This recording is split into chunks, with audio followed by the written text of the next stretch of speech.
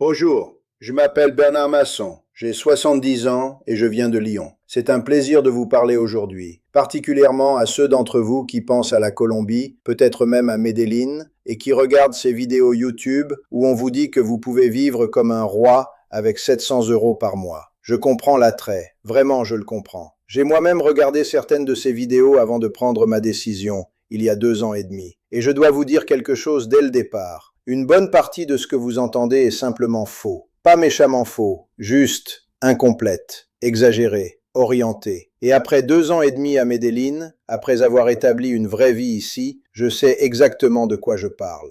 Je ne suis pas venu ici en touriste. Je suis venu avec l'intention de rester, de vraiment vivre. Et quand on vit quelque part pendant 2 ans et demi, on commence à voir les choses comme elles sont vraiment. Pas comme elles apparaissent dans une vidéo de 12 minutes filmée sous un bon angle avec une belle musique tropicale en arrière-plan. Vous comprenez? Ces vidéos YouTube, elles durent 12 minutes, peut-être 15. Et pendant ces 15 minutes, vous voyez le meilleur de l'endroit. Les restaurants les moins chers, les quartiers les plus pittoresques, les moments les plus agréables. Vous ne voyez pas les 3 heures que j'ai passées l'autre jour en attente à une clinique. Vous ne voyez pas la plomberie qui s'est cassée dans mon appartement et le plombier qui a mis 1 semaine à réparer. Vous ne voyez pas les factures d'électricité qui arrivent, les coupures de courant, la frustration de l'Internet qui ne fonctionne pas quand vous en avez besoin. Je suis un homme simple. J'ai passé ma carrière comme architecte à Lyon. Un bon architecte, je dirais. Pas célèbre, mais respecté. J'ai conçu des bâtiments publics, des écoles, un centre culturel. J'ai eu un bon travail, une très bonne vie.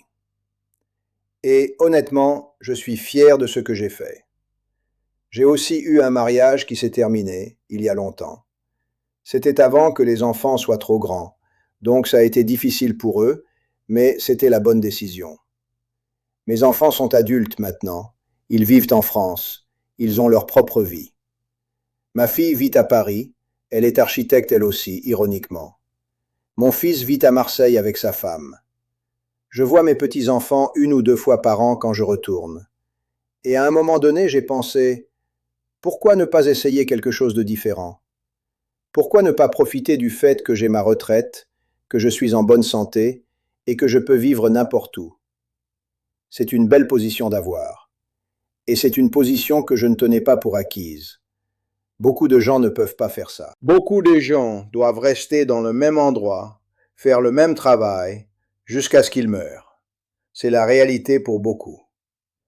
J'ai choisi Medellín, spécifiquement le quartier del Poblado. Et je vais vous dire exactement pourquoi et exactement comment ça s'est passé. Mais avant tout, je veux vous parler des 2 choses que les YouTubeurs exagèrent le plus.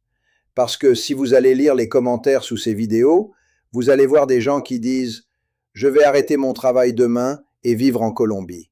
Je vais vendre ma maison, je vais partir. » Et ça me préoccupe. Ça me préoccupe vraiment.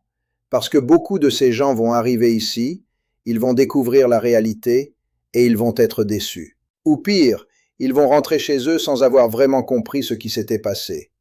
Ils vont blâmer la Colombie pour leurs problèmes, alors que le problème était leurs attentes. Alors écoutons ensemble. Les 2 plus grandes exagérations que vous entendez. Premièrement, le coût de la vie.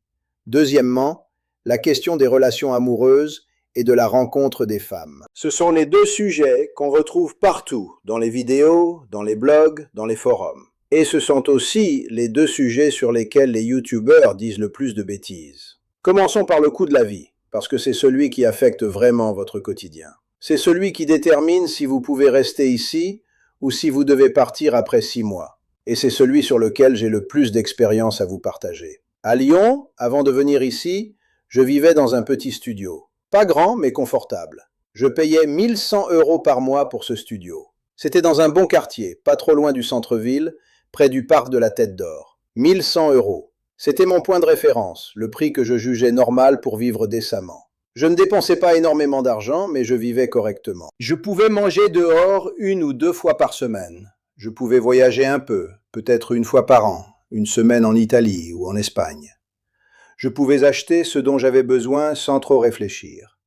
C'était une vie stable et prévisible. Quand j'ai commencé à regarder les vidéos YouTube sur Medellín, J'ai vu des chiffres comme « Vous pouvez vivre à Medellín pour 500 € par mois. 500 €. Certaines vidéos disaient même moins, 400 €. Et je me suis dit « D'accord, cela signifie que mon niveau de vie va quadrupler, que je vais pouvoir vivre 2 fois mieux avec la moitié de l'argent. » Ça semblait incroyable. Comment peut-on quadrupler son niveau de vie en changeant de pays? Ça n'a aucun sens, maintenant que j'y réfléchis. C'était un signal d'alarme que je n'ai pas écouté. J'étais trop enthousiaste. Mais il y a un problème fondamental avec ces chiffres, et je vais vous expliquer exactement quel est ce problème. Ces chiffres supposent une certaine façon de vivre, une certaine vie.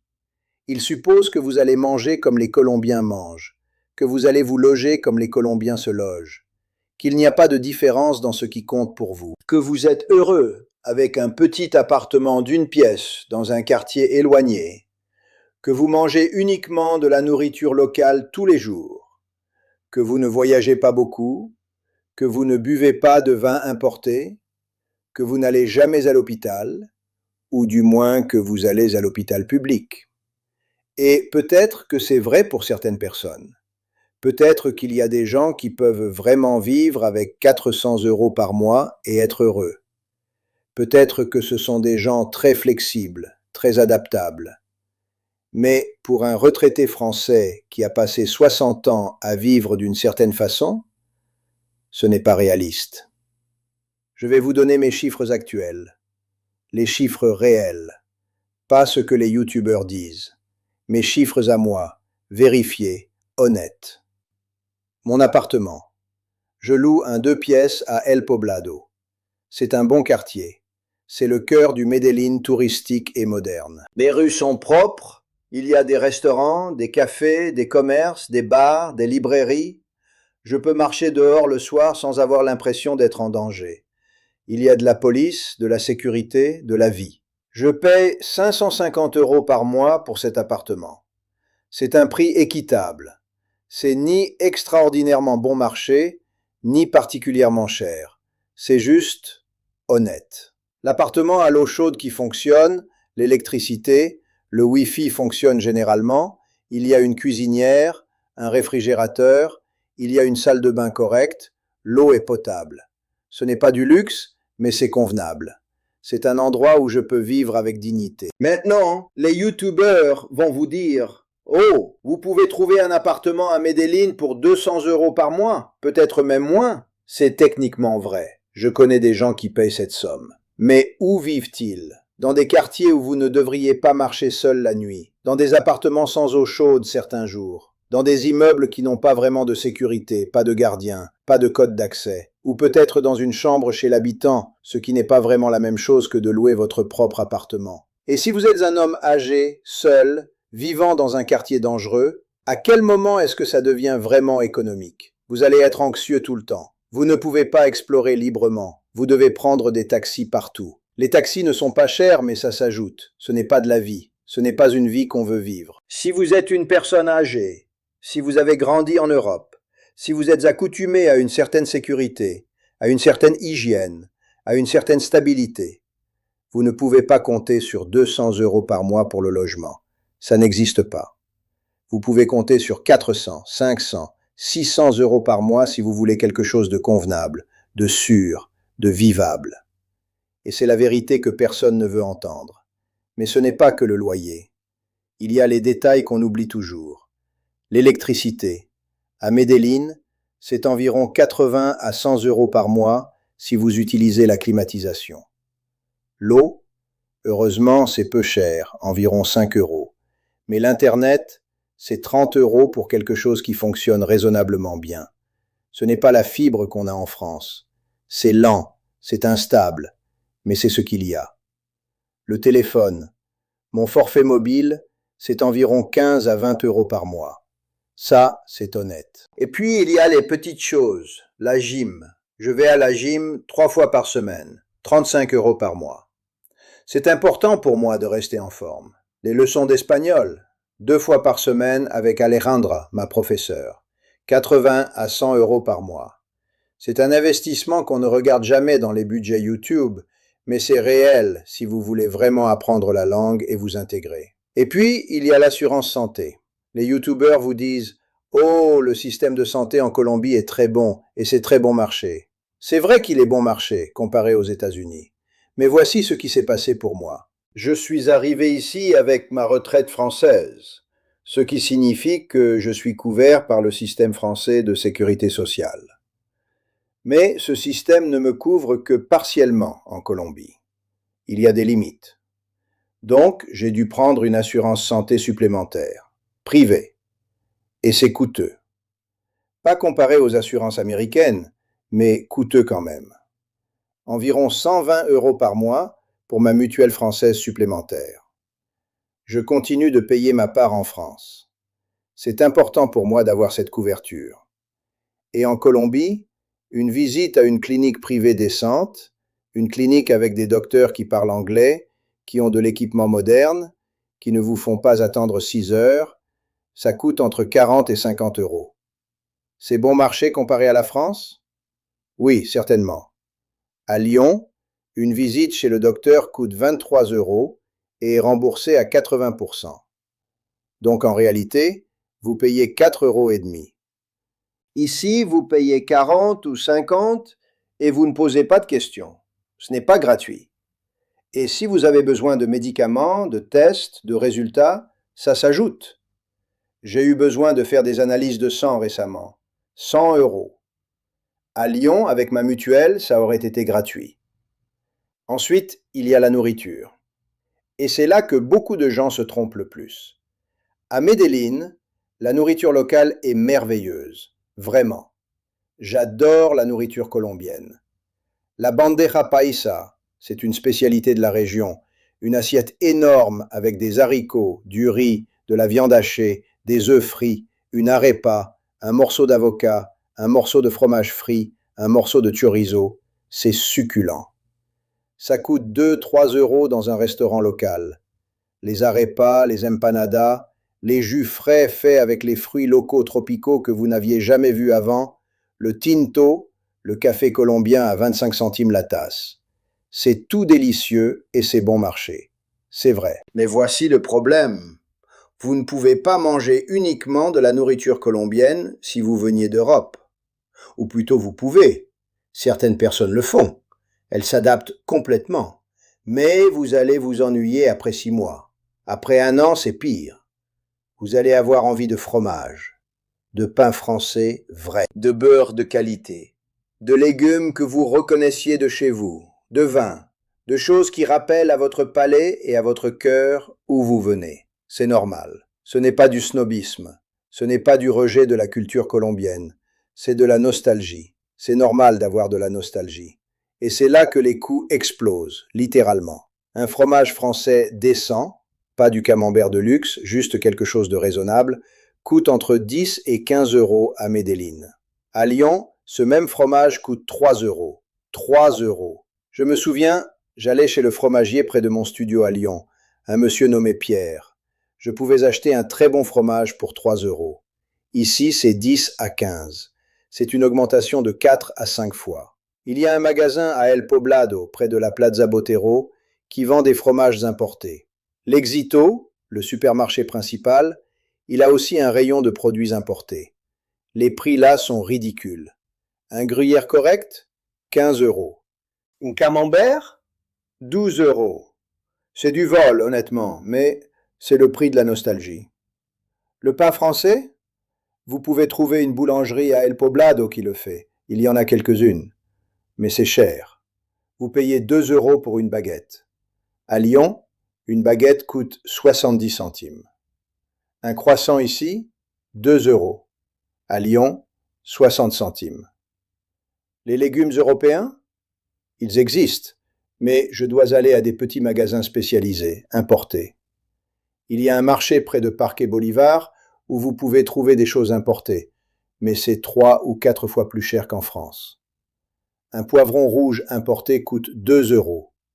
À Lyon, c'était 50 centimes. Et le vin? Dieu merci, j'aime le vin. Et c'est devenu une vraie aventure, une sorte de quête, d'en trouver ici qui vaut vraiment la peine. Vin correct, pas du très bon vin, juste quelque chose de buvable, quelque chose de qualitatif. pas du vin de supermarché discount, coûte entre 25 et 30 euros à Medellín. À Lyon, vous trouverez une bonne bouteille pour 6 euros. 6 euros! Je me souviens de ma première semaine ici, quand j'ai vu le prix du vin à la droguerie, l'épicerie près de mon quartier. J'ai pensé que c'était une erreur, que le prix était marqué pour 10 bouteilles, pas une seule. Mais non, c'est le prix. Il y a des drogueries qui vendent du vin importé, et les prix sont ridicules. Et si vous voulez quelque chose de spécifiquement français, un Bordeaux correct, un Bourgogne, quelque chose du Rhône, ça peut monter à 50, 60 euros pour une bouteille normale. 50 euros. C'est le prix d'une bouteille premier cru à Lyon. J'ai dû m'adapter. J'ai découvert un vin chilien décent pour 6 euros. Ce n'est pas un Bordeaux, mais c'est buvable. Et honnêtement, après un verre, les différences culturelles et géographiques s'estompent. Mais voici ce que beaucoup de retraités font, et c'est un piège. Ils arrivent ici avec l'idée de vivre bas, mais ils finissent par tomber dans ce que j'appelle le piège du luxe expat. Ils veulent vivre comme des rois. Ils voient les tours de luxe à El Poblado. Ils se disent « c'est bon marché par rapport à New York, donc pourquoi ne pas prendre un grand appartement ?» Ils trouvent un 3 pièces pour 1000 euros par mois dans une de ces tours de verre avec piscine, salle de sport, concierge. Ils commencent à manger dans les restaurants d'El Poblado tous les jours, les restaurants touristiques avec les prix touristiques, 15 à 20 euros le repas. Ils utilisent Rappi, l'application de livraison, pour tout commander. Rappi, c'est pratique, mais c'est cher. Vous payez une commission, une livraison. Un repas normal coûte 5 euros à manger sur place, mais 10 euros avec Rappi. Et puis ils voyagent constamment. Cartagena, Santa Marta, Tayrona, ça coûte cher, ça s'ajoute. Et avant qu'ils ne s'en rendent compte, ils dépensent 2000, 2500 euros par mois. Ils disent « c'est moins qu'à New York », mais c'est plus qu'ils ne payaient chez eux, c'est plus qu'à Lyon. Et voilà comment ça arrive. Si vous savez où manger, si vous apprenez à vivre comme les Colombiens, pas en copie mais en vrai, vous pouvez manger pour 3, 4, 5 euros par repas. Une soupe délicieuse, un jus frais, une arepa, c'est bon et c'est honnête. Il faut que vous alliez dans les petits endroits, pas à El Poblado. Ou si vous allez à El Poblado, vous trouvez les petits restaurants locaux, les petits cafés, pas les chaînes. Donc, en mettant tout ensemble, le logement convenable et sûr, la nourriture variée avec un peu de nostalgie française, l'assurance santé, les services, les leçons d'espagnol, un peu de vin de bonne qualité, un peu de voyage à l'intérieur de la Colombie, un retour occasionnel en France, un peu d'argent pour les repas au restaurant, les loisirs, la gym, les petites indulgences. Je dépense en moyenne entre 1500 et 1900 euros par mois. 1500 à 1900 euros, pas 700, pas 1000, 1500 à 1900. Et je ne suis pas un homme dépensier. Je ne vais pas au nightclub. Je ne mange pas dans les restaurants de luxe. Je ne voyage pas à l'intérieur de la Colombie tous les mois. Je ne suis pas un touriste. Je ne fais pas de shopping de luxe. Je suis juste un retraité qui veut vivre décemment, avec un certain confort, sans trop de compromis sur la qualité de sa vie. Je veux manger correctement. Je veux dormir dans un endroit sûr. Je veux pouvoir aller chez le docteur si j'en ai besoin. Je veux avoir Internet qui fonctionne. Je veux apprendre l'espagnol. C'est tout. Et voici pourquoi les youtubeurs disent ces chiffres faux. Parce que les chiffres faux sont attrayants. Les vidéos avec des titres « Vivre à Medellín pour 700 euros par mois » obtiennent plus de vues que les vidéos avec des titres honnêtes. C'est aussi simple que ça. C'est un problème d'économie de YouTube. Plus attrayant, plus de vues. Plus de vues, plus d'argent pour le créateur. Voilà. Je ne blâme pas les créateurs. Je comprends. Mais c'est la réalité. Maintenant, parlons du deuxième sujet. Les femmes, les relations. La vie amoureuse. Oh, ce sujet, c'est celui sur lequel je vais vous dire la plus grande vérité. Les vidéos YouTube sur la Colombie, particulièrement celles qui ciblent les hommes, elles vous racontent une histoire très spécifique. Vous allez venir en Colombie, vous allez être un homme étranger avec une monnaie valide, et les femmes colombiennes vont vous trouver irrésistibles. Vous allez avoir une vie de rêve romanesque. Les femmes vont être chaudes, ouvertes, accueillantes. Voilà le fantasme. Et voici ma réalité. Je suis un homme de 70 ans. J'ai une belle vie, j'ai grandi en France, j'ai une bonne retraite. Je suis un bon parti par les standards objectifs. Je suis en bonne santé, je suis en bonne condition physique pour mon âge, je ne suis pas désagréable à regarder, j'ai des cheveux, même s'ils sont gris. Je suis respectueux, je suis cultué, je peux avoir une conversation. Et quand je suis arrivé à Medellín, je me suis dit, d'accord, pourquoi pas voir un peu ce que c'est? Je ne suis pas venu ici uniquement pour ça, mais c'était sur mon esprit. C'est normal, c'est curieux. Les femmes colombiennes sont effectivement plus ouvertes, plus chaleureuses que ce que j'avais l'habitude de voir chez les femmes françaises. C'est vrai. La culture colombienne est plus démonstrative. Donc, si vous venez de France, où les femmes sont généralement assez réservées, oui, vous allez trouver les femmes colombiennes plus ouvertes. C'est vrai. Mais voici ce qu'on ne vous dit pas. Premièrement, il y a la barrière de la langue. Et c'est énorme. Je m'en rends compte maintenant avec le recul. La plupart des femmes colombiennes de mon âge, celles qui ne sont pas dans les milieux expats, qui ne vivent pas à El Poblado, elles ne parlent pas français. Elles ne parlent pas vraiment anglais non plus. Et quand je suis arrivé, mon espagnol était catastrophique. Il m'a fallu plus d'1 an pour atteindre un niveau conversationnel décent. 1 an. Et pendant ce temps, comment voulez-vous vraiment connaître quelqu'un? Comment voulez-vous avoir une conversation profonde, partager vos pensées, vos craintes, vos rêves? Vous êtes réduit à une version simplifiée de vous-même. Vous parlez comme un enfant. Vous ne pouvez pas faire de blagues. Vous ne pouvez pas exprimer les nuances. Vous ne pouvez pas vraiment vous connecter. Deuxièmement, il y a la question des attentes économiques. Et c'est quelque chose que les youtubeurs adorent ne pas mentionner. Je dois être honnête là-dessus. Ça a été difficile à accepter, mais c'était réel. J'ai connu plusieurs femmes, et avec chacune, à un moment donné, vous sentez cette attente silencieuse. L'attente que vous allez résoudre leurs problèmes financiers. Pas explicitement, mais implicitement. C'est dans l'air. Et je comprends d'où ça vient. Je ne suis pas en colère contre ça. Je suis européen avec une pension stable. Pour une femme colombienne qui gagne 700, 800 euros par mois, qui a des responsabilités familiales, qui vit dans l'incertitude économique, oui, naturellement, je suis attrayant. C'est mathématique. Je représente la sécurité. Je représente l'accès à une vie qu'elle ne peut pas se permettre seule. Et c'est difficile à naviguer, intellectuellement et émotionnellement. Je ne blâme pas les femmes, je comprends. Mais ça rend une authentique connexion difficile, très difficile. J'ai observé les autres hommes expatriés autour de moi. J'ai un ami, un Belge nommé Luc, il a 65 ans. Il est arrivé il y a 3 ans. Et il m'a dit quelque chose qui m'a vraiment marqué. Il a dit « Je suis allé sur Tinder dès le premier jour. J'ai été matché avec des dizaines de femmes. J'ai eu des rendez-vous tous les soirs. C'était incroyable. Et ça a fonctionné. Luc a eu une relation rapide avec une femme plus jeune. Ça s'est terminé. Il en a trouvé une autre. Ça s'est terminé aussi. Une troisième. Ça s'est terminé. En 3 ans, je crois qu'il a eu 5 relations majeures. Et maintenant, il est profondément seul. Il m'a avoué ça l'autre jour autour d'un café.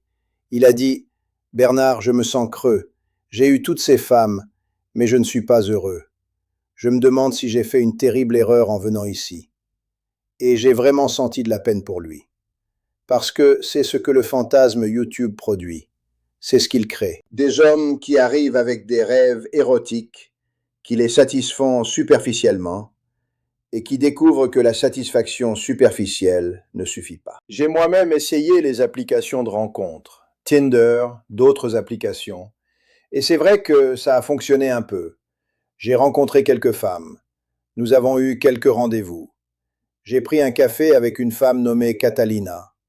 Elle était jolie, intéressante, elle travaillait dans une entreprise de marketing. J'ai dîné avec une femme nommée Daniela. Elle était professeure d'école, très sympathique. Ça a été sympa, on a rigolé. Mais il y avait toujours ce mur invisible. C'était difficile de vraiment se connecter. Et quand on grattait un peu, on découvrait des attentes qu'on ne pouvait pas satisfaire. Ou plutôt, que je ne voulais pas satisfaire, parce que ça me mettait dans une position qui ne me plaisait pas. Il y avait une femme que j'ai connue, plus tard. Elle s'appelait Maria. Elle avait 55 ans. Elle était une femme chaleureuse, intelligente. Elle travaillait dans l'administration pour une grande entreprise. Elle était veuve. Son mari était décédé 10 ans plus tôt dans un accident de voiture. Elle avait 2 enfants adultes. Tous les deux avaient déménagé dans d'autres villes pour le travail. Et nous avons eu une relation. Elle a duré environ 8 mois. Maria était vraiment une femme gentille, honnêtement. Elle était aimante, elle était attentionnée. Quand je revenais de mes leçons d'espagnol, elle m'attendait avec un verre d'eau fraîche. Elle me parlait, elle m'écoutait. Elle s'intéressait à ce que j'avais fait pendant la journée, et je l'ai bien aimée. Pas passionnément, mais avec tendresse, et je pense qu'elle m'aimait aussi. Mais voici ce qui s'est passé. Premièrement, il y avait la barrière de la langue, même après que mon espagnol s'améliore. Elle ne parlait pas français. Elle parlait un peu l'anglais, mais pas beaucoup. Et quand vous parlez une langue étrangère, même correctement, vous ne pouvez pas vraiment exprimer les choses complexes. Vous ne pouvez pas partager vos pensées profondes, vos peurs, vos rêves. Vous êtes réduit à une version simplifiée de vous-même. Il y a tellement de nuances que vous perdez. Deuxièmement, il y avait la question des attentes économiques, ce qui était réel et nuancé. Maria avait une vie modeste. Elle ne gagnait pas beaucoup d'argent. Elle m'a dit une fois qu'elle gagnait environ 700 € par mois. C'était son salaire entier. Elle avait une petite maison qu'elle avait héritée de sa mère. Elle n'avait pas de dette majeure, mais elle vivait avec très peu de marge de manœuvre. Et quelque part, consciemment ou inconsciemment, je pense qu'elle pensait peut-être que j'allais l'aider financièrement. Pas en lui demandant directement, mais peut-être secrètement. Dans la culture colombienne, il y a encore des dynamiques très fortes. L'homme pourvoit, la femme s'occupe du foyer. Et moi, je venais avec une pension, une maison confortable, de l'argent. C'était difficile à ne pas sentir cette attente. Pas écrasante, mais présente. C'est comme une odeur. Vous ne la mentionnez jamais directement, mais vous la sentez. Troisièmement, il y avait les différences culturelles profondes. Elles étaient palpables. Maria avait une conception du temps très différente de la mienne. Ahorita, c'est un mot colombien que vous allez apprendre rapidement si vous vivez ici. Ça signifie littéralement tout de suite, mais en réalité ça signifie un jour indéterminé dans le futur, peut-être. Si quelqu'un dit qu'il arrive ahorita, ça peut vouloir dire dans 10 minutes ou dans 2 heures. Ce n'est pas de la malhonnêteté, c'est juste une attitude envers le temps différente. C'est une philosophie. Après une vie de 70 ans en France, où la ponctualité est importante, où les rendez-vous commencent à l'heure prévue, où vous vous offensez si quelqu'un est en retard de 10 minutes. Cette philosophie du temps m'a rendu un peu fou. Nous avions prévu de dîner à 19 heures. Elle arrivait généralement à 19h40, quelquefois 19h50. Et quand je lui demandais pourquoi, elle souriait et disait « Hé, j'ai dit que j'arrivais ahorita, non ?» Et j'ai appris à accepter ça. Mais ça prenait de l'énergie. Ça prenait de l'acceptation. Il y avait aussi des différences plus profondes dans la façon dont nous envisagions le monde. Sa vie était centrée autour de sa famille, de son église, de ses voisins du quartier. Elle allait à la messe chaque dimanche. Elle voyait sa mère presque tous les jours. Ses amies, c'étaient les femmes de son quartier, des voisines. Mes amis en France, nous discutons de philosophie, d'architecture, de la politique, du sens de la vie. Avec Maria, j'avais l'impression qu'il y avait un fossé dans la manière dont nous comprenions le monde. Elle parlait de sa voisine qui lui devait de l'argent. Je parlais de l'architecture. Elle parlait de son église. Je parlais de philosophie. Elle parlait de politique locale. Je parlais de politique internationale. Nous vivions dans des univers différents. Et c'était difficile à traverser. Il y avait une autre chose aussi. À travers mes cours d'espagnol, j'ai rencontré une femme colombienne. Elle s'appelle Rosa. Elle a mon âge, 70 ans. C'est une femme réellement extraordinaire. Elle a été professeure à l'université pendant 40 ans. Elle est cultée, intelligente, elle parle 4 langues, elle voyage, elle lit, elle a des opinions tranchées. J'ai pensé, voilà une femme avec laquelle je pourrais vraiment me connecter. Et j'ai délicatement sondé pour voir si elle était intéressée. J'ai pensé qu'on pourrait prendre un café, discuter, voir où ça va. Et elle m'a regardé directement dans les yeux et a dit « Bernard, vous êtes un homme charmant. Mais je n'ai absolument aucun intérêt dans une relation avec un homme étranger. Aucun. Ce n'est juste pas mon désir. » Et elle l'a dit sans colère, sans rudesse, juste avec clarté. Et ça m'a dit quelque chose de très important. Ça m'a dit qu'il y a une variété énorme parmi les femmes colombiennes. Que le fantasme YouTube, que toutes les femmes colombiennes veulent des hommes étrangers, c'est complètement faux. Rosa, elle avait ses propres rêves, ses propres priorités. Et elle ne voyait pas les hommes étrangers comme la réponse à ça. Et puis, il y avait la question de l'avenir. Où allait aller la relation avec Maria? Je n'allais pas l'épouser. Et je ne voulais pas me réinstaller complètement en Colombie. Mais pour Maria, je pense qu'elle espérait secrètement qu'à un moment, je lui dirais D'accord, marions-nous. Je reste ici, je m'intègre. Nous vivons une vie normale ensemble. C'était son rêve. Et c'était un rêve que je ne pouvais pas partager. Elle me l'a dit une fois, indirectement. Elle a dit, un jour, peut-être, tu vas vouloir rester en Colombie pour de bon. Et j'ai senti le poids de cette déclaration, le poids de ses espérances. Donc, après 8 mois, ça s'est terminé. Pas dramatiquement, juste naturellement. Nous avons eu une conversation sérieuse. J'ai dit que je pensais que nos chemins étaient différents, que je ne pouvais pas lui donner ce qu'elle attendait. Elle a compris. Elle a pleuré un peu. Et puis, c'était fini. Nous n'étions pas faits l'un pour l'autre. Peut-être que si j'avais 20 ans de moins, si j'avais plus d'espagnol, si j'avais grandi ici, si je voulais vraiment rester, peut-être. Mais ce n'était pas ma réalité. Et j'ai accepté ça. J'ai dit, d'accord, j'ai essayé, c'était une bonne expérience. J'ai appris beaucoup sur moi-même, sur la culture colombienne, sur ce que je voulais vraiment. Je l'ai aimé. Mais ce n'est pas ce que je suis venu chercher en Colombie. Les youtubeurs vont vous dire que les femmes colombiennes sont faciles, que les hommes étrangers ont un avantage énorme. Et techniquement, c'est un peu vrai. Oui, vous allez avoir des rendez-vous si vous en cherchez. Oui, il y a un avantage à être un homme étranger avec de l'argent. Oui, les femmes vont vous trouver exotique. Elles vont vous sourire. Elles vont vouloir vous tenir la main en public.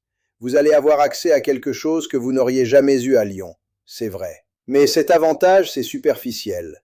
C'est bon pour les rencontres courtes, les flirts, les aventures d'une nuit ou de quelques semaines. Mais si vous cherchez quelque chose de réel, quelque chose de durable, vous allez découvrir que vous êtes seul. Vous allez découvrir que vous ne partagez pas les mêmes références culturelles.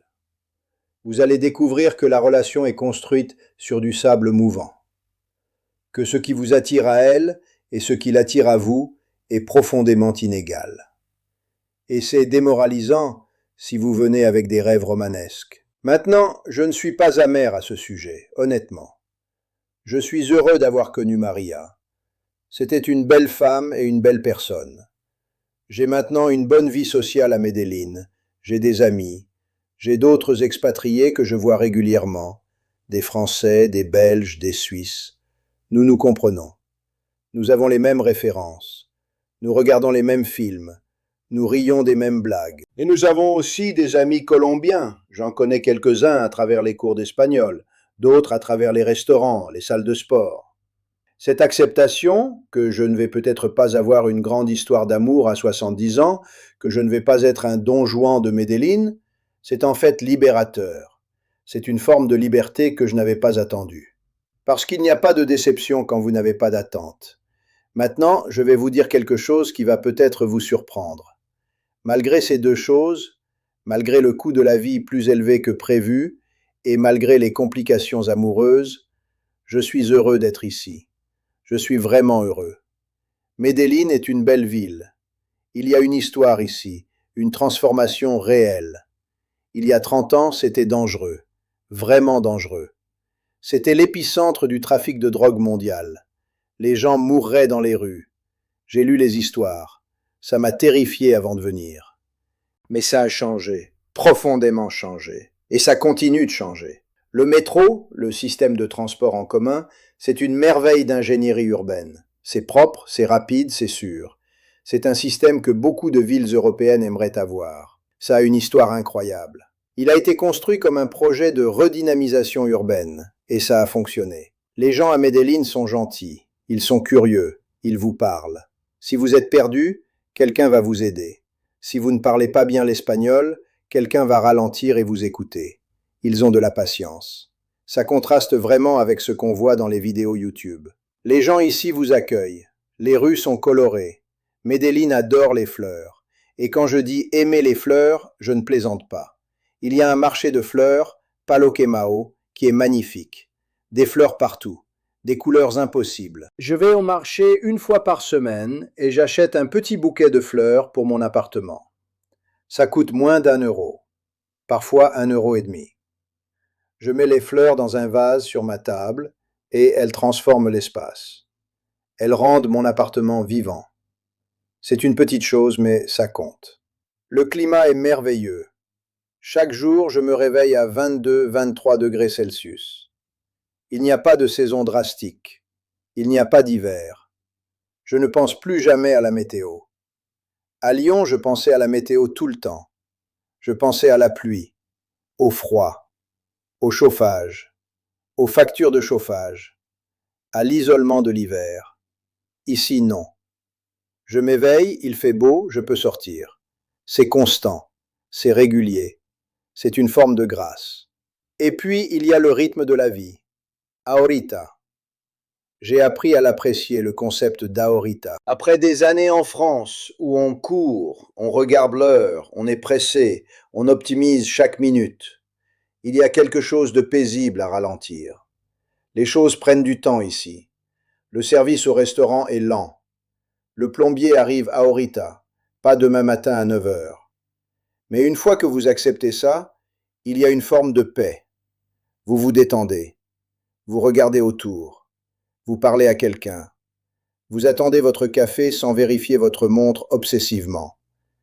C'est une forme de méditation involontaire. J'ai mes routines maintenant. Je me lève à 7 heures. Je prends mon café colombien, qui est excellent, même s'il est très différent du café français. Je prends quelque chose de léger, une arepa ou une banane. Et puis je vais faire une promenade. Je marche dans El Poblado. Je passe par la Plaza Botero.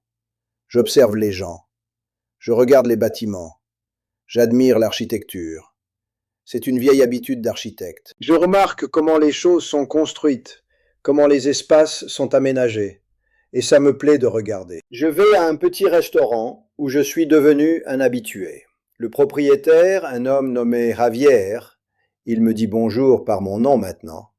Hola Bernard! Il sait que je prends une soupe et un jus de papaya.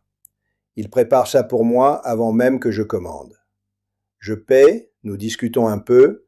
C'est toujours difficile, mon espagnol n'est jamais parfait, mais nous rions, et c'est agréable. C'est simple, mais c'est agréable. Je passe du temps avec mes amis. Nous parlons, nous rions, nous regardons les gens. Nous partageons les potins du quartier, les petits scandales, les choses amusantes que nous avons vues. J'ai rencontré un homme, un Allemand nommé Klaus, qui a dit quelque chose que je n'oublierai jamais. Il a dit « Bernard, à Medellín, je passe plus de temps à observer la vie qu'à la vivre. Et ça me plaît. » Et oui, c'est ça. Je passe beaucoup de temps à observer, à remarquer, à comprendre. Je prends des leçons d'espagnol 2 fois par semaine avec Alejandra, ma professeure. Elle est patiente avec moi, très patiente. Elle ne s'impatiente jamais quand je mélange les verbes ou quand j'oublie le vocabulaire. Elle dit « Bernard, vous apprenez. C'est très difficile d'apprendre une langue nouvelle à 70 ans. » Et elle a raison, c'est difficile. Mais il y a quelque chose de beau à apprendre quelque chose de nouveau à mon âge. C'est une forme de croissance que je ne pensais pas être possible. Et Alejandra, elle est devenue une amie. Elle me raconte des choses sur la Colombie, sur sa vie, sur sa famille, et j'écoute avec intérêt. Ça m'aide à comprendre. Je lis beaucoup. Je lis en français, j'ai apporté une bibliothèque entière avec moi sur mon Kindle, je lis en espagnol aussi. Je lis les journaux, je lis les romans, j'essaie de comprendre, j'essaie d'apprendre. Et la lecture, ça reste ma plus grande source de confort. Je regarde les gens dans les rues, je les observe. Je vois comment ils se comportent, comment ils s'habillent, comment ils se parlent. Et je comprends mieux le monde. Je suis devenu un observateur du monde. Ça m'amuse, ça m'engage, et c'est une forme de vie intellectuelle que je n'aurais jamais eue sans être ici. Et puis, il y a la vue depuis mon balcon. Je l'aime. Je ne m'en lasse jamais. Mon appartement est au 6e étage, et j'ai une vue sur les montagnes qui entourent la ville. Les montagnes de Medellín. Elles sont belles. Chaque coucher de soleil, j'essaie d'être dehors pour le voir. Ça ne coûte rien. Ça ne demande rien, mais ça nourrit quelque chose en moi, quelque chose de profond. Je vais à la salle de sport, je fais un peu de musculation, un peu de cardio. Je suis en meilleure forme maintenant qu'il y a 2 ans, à 70 ans. À Lyon, je ne me sentais pas bien physiquement. Mais ici, l'air, le climat, l'activité, ça m'a rajeuni. Est-ce que c'est une vie de luxe? Non. Est-ce que c'est la vie parfaite? Non. Est-ce que c'est une vie remplie d'aventures exotiques et de romances sauvages? Non. Est-ce que c'est la vie dont j'ai rêvé quand j'ai regardé ces vidéos YouTube? Non, c'est mieux, c'est réel, mais c'est une bonne vie. C'est une vie honnête, c'est une vie que je chérisse, c'est une vie qui me plaît. Et je pense que c'est ce que vous devriez tous chercher. Pas le fantasme, pas les mensonges, pas le drame, pas la promesse que vous allez vivre comme un roi pour 700 € par mois, pas la promesse que les femmes colombiennes vont vous adorer simplement parce que vous êtes blanc et riche. Juste une vie modeste, honnête, agréable, une vie où vous vous levez le matin et vous êtes heureux d'être vivant. Parce que la vérité, finalement, c'est beaucoup plus satisfaisant que le fantasme. Le fantasme dure 2 semaines, peut-être un mois. La vérité dure toute une vie. Et c'est tout ce qu'on veut vraiment, non? Une bonne vie, une vie vraie, une vie longue et tranquille. Voilà ce que je voulais vous dire. Merci de m'avoir écouté.